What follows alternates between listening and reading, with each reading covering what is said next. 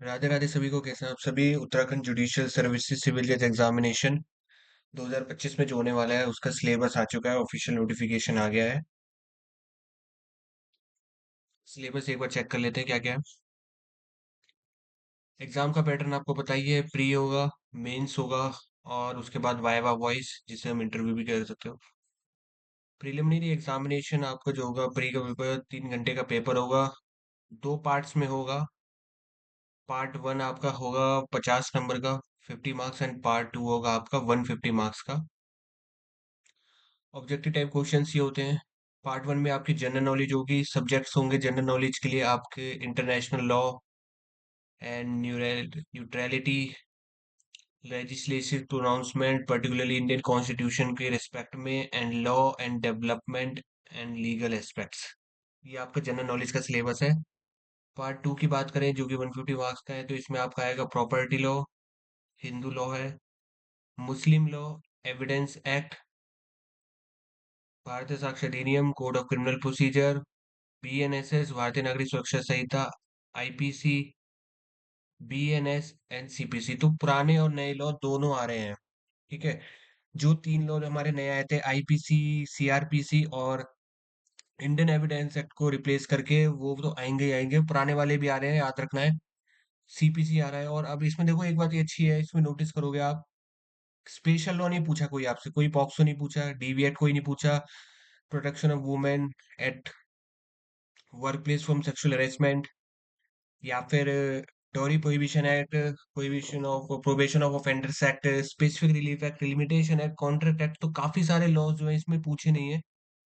Limited syllabus है।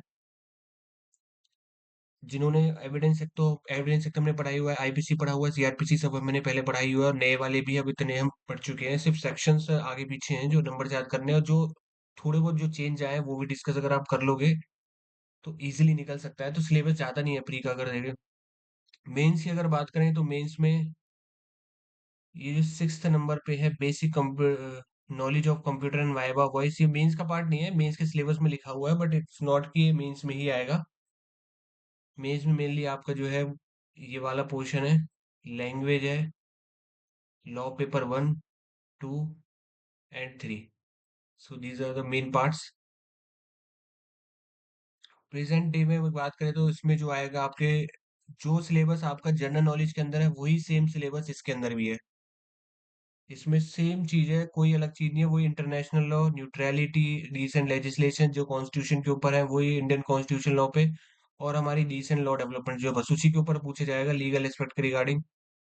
Same वही syllabus है जो जनरल नॉलेज का था। लैंग्वेज की अगर बात करें तो तीन क्वेश्चंस होंगे। एक आपको इंग्लिश पैसेज होगा जिसको कन्वर्ट करना होगा आपको किसी ऑर्डिनरी लैंग्वेज में जो आपकी नॉर्मल है, जो हिंदी ही होगी, क्योंकि उत्तराखंड में हिंदी ही ऑफिशियल लैंग्वेज है, वहाँ की वो बोली जाती है। और देवनागरी स्क्रिप्ट की बात कर रहे हैं तो इसी से समझ जाना चाहिए कि वो हिंदी लैंग्वेज होगी। उसके बाद एक पैसेज हिंदी में होगा जिसको आपको कन्वर्ट करना होगा इंग्लिश में, और उसके बाद एक राइटिंग सेक्शन होगा इंग्लिश में। 30 30 एंड 40 मार्क्स के पेपर होगा। उसके बाद होता है लॉ पेपर बना है आपका सब्सटेंटिव लॉ। सब्सटेंटिव लॉ में आपके जो कॉन्ट्रैक्ट लॉ आएगा, पार्टनरशिप है, ईजमेंट एक्ट है, टॉट है, ट्रांसफर ऑफ प्रॉपर्टी एक्ट है, ट्रस्ट एक्ट है, स्पेसिफिक रिलीफ एक्ट है, हिंदू लॉ और मुस्लिम लॉ। तो 1 2 3 4 5 6 7 8 9, 9 एक्ट से आपके कॉन्ट्रैक्ट, पार्टनरशिप, ईजमेंट और transfer property, trust act, Indian trust act की पढ़ना है इसमें आपको। Specific relief act, Hindu law and Muslim law. Law paper 2 जो आपका होगा एविडेंस एंड प्रोसीजर से रिलेटेड है। इसमें एविडेंस एक्ट आएगा, जाहिर बात है, तो वो हमारा नया पुराना दोनों पढ़ना है। सीआरपीसी आएगा, नया पुराना दोनों पढ़ना है, और सीपीसी होगा बस। इसके अलावा इसमें जजमेंट राइटिंग होगी, और कंडक्ट ऑफ केसेस मतलब ट्रायल से रिलेटेड आपसे क्वेश्चन पूछे जाएंगे कि केसेस कंडक्ट कैसे कैसे उसके ट्रायल होते हैं, चार्ज फ्रेम वगैरह से रिलेटेड होगा। लॉ पेपर 3 की बात करें तो यूपी जमींदारी एबोल्यूशन लैंड रिफॉर्म एक्ट आएगा इसमें आपका। आईपीसी आएगा, आईपीसी पुराना है तो मतलब बीएनएस भी पढ़ना है आपको, बीएनएस आएगा। और कुछ जजमेंट्स इन्हीं से रिलेटेड, यूपी जमींदारी लॉ से रिलेटेड, आईपीसी से रिलेटेड, बीएनएस से रिलेटेड कुछ जजमेंट्स आएंगी। जो मेंस क्वालिफाई करेगा, मेंस क्वालिफाई करने के बाद नेक्स्ट आपका जो पेपर होगा वो ये होगा, बेसिक कंप्यूटर नॉलेज। अब याद रखना, जो मेंस का पेपर होगा सेम डे ही आपका basic knowledge of computer operation practical examination, ये नहीं होगा, अलग से होगा। जो मेंस क्वालिफाई करेंगे प्री वाले मेंस में जाएंगे, प्री वाले जाएंगे मेंस में, और मेंस वाले जाएंगे आगे यहाँ पे, और जो यहाँ क्वालिफाई करेगा वो आगे जाएगा फाइनल इंटरव्यू, यानी वाइवा वॉइस भी कह सकते हो आपसे।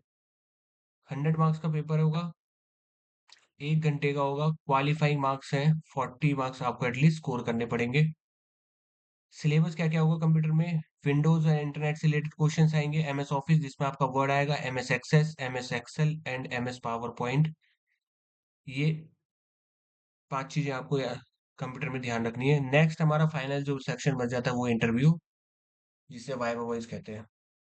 तो इतना ही सिलेबस है, ज्यादा नहीं है कुछ। प्री का अगर देखोगे तो प्री का सिलेबस मेरे अकॉर्डिंग तो कम ही है, क्योंकि हिमाचल जुडिशरी का जो सिलेबस था वो तो बहुत ज्यादा था। प्री का भी है, मेंस का भी है, उसके कंपैरिजन में अगर देखें तो उत्तराखंड जुडिशरी का बहुत लिमिटेड सिलेबस आया है। ज्यादा कुछ ये पूछ नहीं रहे हैं, मेन लॉज है वो पूछ रहे हैं। कॉन्स्टिट्यूशन भी इसमें पार्ट सेकंड में इंक्लूड नहीं किया गया है, उसको एज अ जनरल नॉलेज के पोर्शन के तौर पे ही पूछा जाएगा आपसे, जो कि 50 मार्क्स का है। तो इतना भी नहीं लगता कि ये को बहुत ज्यादा वो पूछ पाएंगे। बस एक चीज है, वैकेंसी जब अनाउंस हुई थी तो सिर्फ 4 वैकेंसी ही अनाउंस हुई थी सिविल जज की, जो कि बहुत कम वैकेंसीज है। अगर आगे कभी जो ऑफिशियल नोटिफिकेशन और आएगा कि एग्जाम फॉर्म भरने का, तब कुछ बढ़ जाए तो अलग बात है, अदरवाइज अभी 4 वैकेंसी ही नोटिफाई हुई है। सिलेबस नोटिफाई हो गया है, ऑफिशियल नोटिफिकेशन आ गया था, उसमें थ्रू मैंने आपको बता दिया है। प्री का सिलेबस आपको बता दिया है, मेंस का आपको बता दिया है, मार्क्स इसमें सारे गिवन है, कितने कितने मार्क्स का कौन सा पेपर होगा वो सब। और कंप्यूटर के लिए कितने मार्क्स चाहिए वो सारा हमने देख लिया, कि आपको बेसिक नॉलेज कंप्यूटर की होनी चाहिए। अब देखो यहाँ पे कंप्यूटर के लिए स्पेसिफिकली अलग से लिखा हुआ है, तो बहुत चांसेस हैं कि वो डिजायरेबल रखें बीसीसी, बेसिक कंप्यूटर सर्टिफिकेट है। यानी कि अगर आपके पास बेसिक कंप्यूटर सर्टिफिकेट तो अच्छी बात है, नहीं है तो मैं सजेस्ट करूंगा कि आप बेसिक कंप्यूटर सर्टिफिकेट, बहुत ज्यादा टाइम नहीं लगता है, 15 दिन में 10 दिन में ऐसे भी हो जाता है कोर्स, बहुत मिनिमम टाइम में कंप्लीट किया जा सकता है। तो अभी ये नोटिफिकेशन एग्जाम का ऐसे आया नहीं है कि फॉर्म कब से भरने शुरू होंगे, तो आप बीसीसी का सर्टिफिकेट अपने पास लेकर रख लें, आपके लिए बहुत बेनिफिशियल होगा। क्योंकि अगर अब आप इंटरव्यू में जाओगे आपका सिलेक्शन में, वहां पे आपको बेनिफिट मिलेगा इस चीज का, यहाँ पे अलग से, क्योंकि एग्जामिनेशन इसका हो रहा है। जुडिशरी में आमतौर पर ऐसा नहीं होता, लेकिन इसमें मांगा है तो इसलिए आपको बेनिफिट होगा। लास्ट आपका वाइवा वो सही। तो तैयारी करते रहें, जल्दी नोटिफिकेशन भी आ जाएगा एग्जाम की डेट के, कि कब एग्जाम की डेट होने वाली है, कब से फॉर्म शुरू करने लगे, क्योंकि वैकेंसीज का नोटिफिकेशन आ चुका था, सिलेबस भी अनाउंस कर दिया है उन्होंने, तो बहुत जल्दी फॉर्म भी भरने शुरू हो जाएंगे। मिलते हैं अगली वीडियो में। सब्सक्राइब कर दे, लाइक करें, शेयर करें, ऐसी वीडियो के लिए देखते रहें।